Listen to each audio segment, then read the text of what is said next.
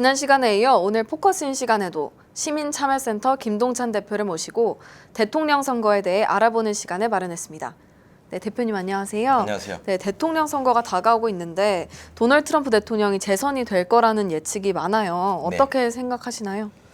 네, 지금은 민주당에서 누가 이제 대통령 후보가 될지 정해지지 않았고 또 트럼프 대통령은 대통령 후보가 아니고 대통령이기 때문에 홍보할 수 있는 여러 유리한 조건들을 가지고 있습니다. 그래서 현직 프리미엄이 30% 가지고 있다고 보면 됩니다. 그렇기 때문에 이제 훨씬 유리한데 민주당이 누가 대통령 후보가 되는가에 따라서 상황이 달라질 수 있습니다.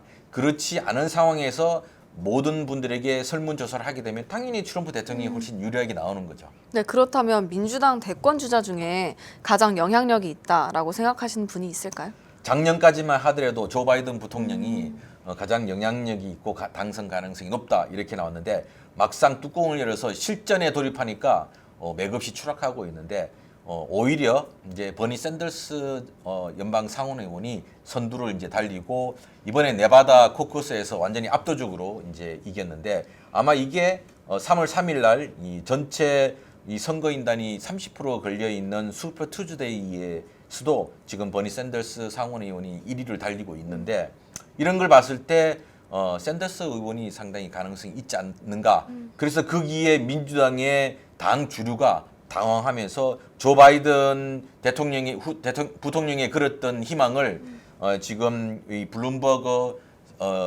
이 전 뉴욕 시장한테 지금 걸고 있는 이런 형국입니다. 누구보다도 당황하는 것은 지금 민주당의 주류라고 했던 사람들이 당황하고 있는데 지난 4년 전에 공화당하고 똑같은 모습을 보이는 것 같습니다.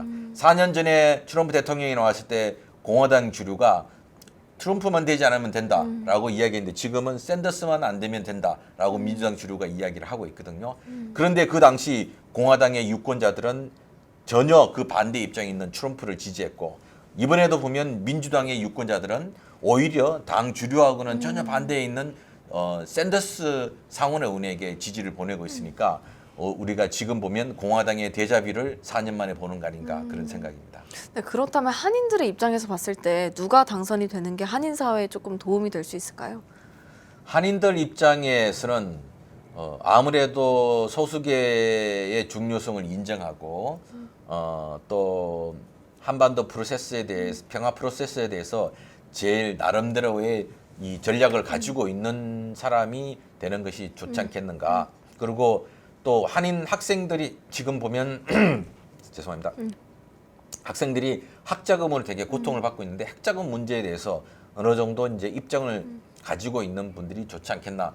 이랬을 때 아마 한인들 중에서 젊은 층들은 상당수가 또 버니 샌더스를 지지하고 있지 않겠는가. 다만 뉴욕에 살고 있는 사람들 입장에서 어떤 입장을 봤을 때는 뭐 지금 이 그 전 시장을 지냈던 우리 블룸버그 시장에 대한 호감들을 가지고 있겠지만 뚜껑이 열리게 될 경우는 아무래도 버니 쪽으로 많이 기울지 않을까 그런 나름대로의 판단입니다. 네, 오늘 이렇게 나와주셔서 설명해 주셔서요. 다가오는 대통령 선거에 조금 더 폭넓게 이해할 수 있는 계기가 됐던 것 같은데요. 나와주셔서 감사합니다. 고맙습니다. 네. 오늘 포커스인 시간에는 시민참여센터 김동찬 대표를 모시고 2020 대통령 선거에 대해 알아보는 시간을 가졌습니다.